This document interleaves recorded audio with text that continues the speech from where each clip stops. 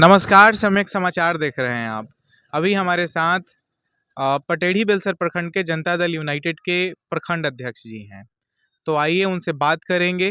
सबसे पहले सम्यक समाचार में आपका स्वागत है सर। जी, आपके भी चैनल को बहुत-बहुत धन्यवाद कि आपने हम जैसे लोगों को जो है ना चुना और हम माने हमारे आवाज़ तक आकर आपने ये आप हम लोगों जैसे लोगों से जो है ना बात लोगों के बीच में पहुँचाने के लिए आप आए, इसके लिए बहुत-बहुत धन्यवाद।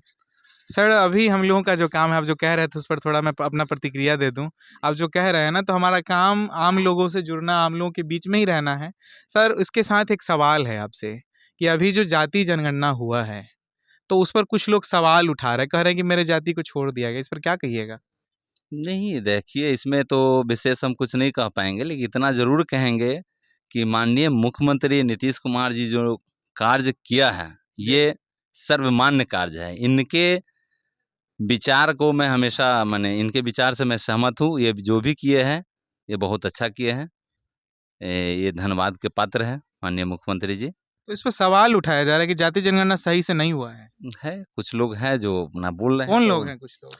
ये मैं नहीं बताऊँगा कि कौन लोग हैं, लेकिन जी, जो लोग हैं उनको बोलने का काम है, वो अपना बोलते हैं। राजनीति होता है तो इसी तरह से होता है। जी, जब तक वो आवाज़ नहीं उठाएँगे, उनको कोई जानेगा नहीं। जी। इसलिए आवाज़ उठा रहे हैं, उठाते रहें। मतलब वो आवाज़ उठा रहे हैं ताकि लोग उनको जान पाएँ, बिल्कुल, बिल्कुल, नहीं जानते हैं अब तक। बिल्कुल। उसके बाद सर बिहार में जो जाति जनगणना हुआ, तो उसका जो परिणाम है वो निकल के सामने आया और उसके साथ ही साथ अभी जो दिवाली आया है, दिवाली ख़त्म हो गया, छठ पूजा आज समाप्त हो रहा है।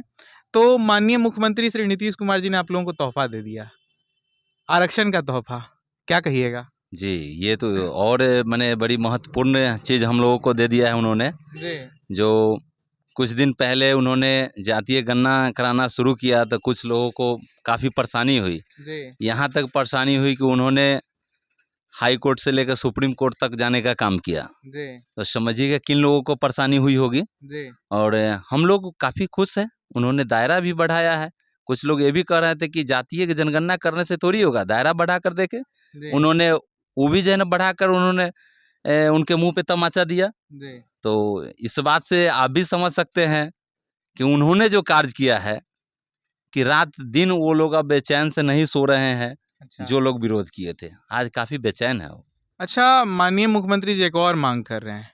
वो केंद्र से माँग कर रहे हैं कि बिहार में जो मतलब अभी की स्थिति है और सँभल नहीं रही है। लोगों की जो गरीबी है वो ख़त्म नहीं हो रही है।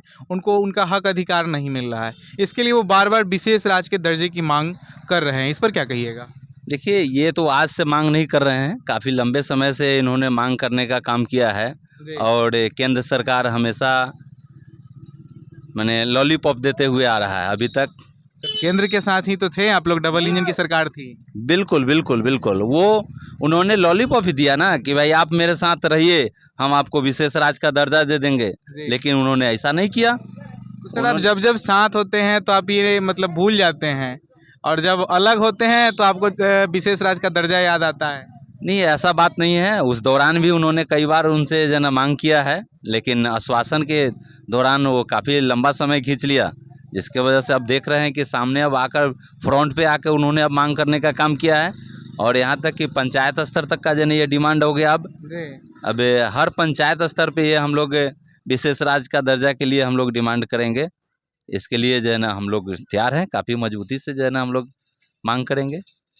सर बिहार में लोगों को रोज़गार दिया जा रहा है।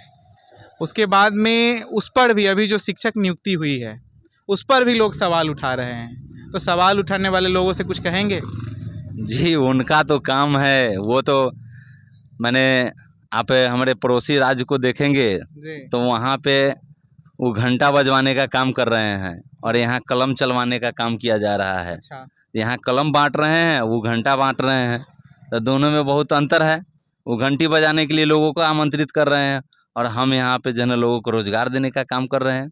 सर एक आखिरी सवाल है, अभी 2024 का लोकसभा चुनाव होना है और वैसे में आप जिस क्षेत्र से आते हैं, आपका जो लोकसभा क्षेत्र है वैशाली, यहाँ से 1952 से लेके आज तक एक भी बहुजन समाज का, एससी, एसटी, ओबीसी माइनॉरिटी समाज का कोई भी व्यक्ति सांसद नहीं हुआ है।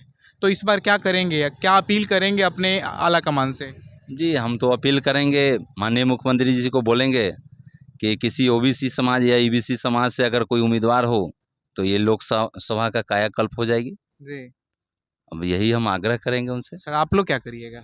हम लोग भी अब आला कमान का जो दिशा निर्देशों का वो तो पालन करना ही है, अच्छा। समझे। लेकिन हम लोग ये मांग कर रहे हैं कि अगर ये मांग हमारी पूरी हो जाती तो अधिक माने उत्साहित होंगे। जी। तो ये थे हमारे साथ जनता दल यूनाइटेड के पटेड़ी बलसर प्रखंड के प्रखंड अध्यक्ष प्रेम सहनी जी। इनकी बातों पर आप क्या राय रखते हैं, कमेंट में कमेंट्स करके बताएं। बहुत बहुत धन्यवाद।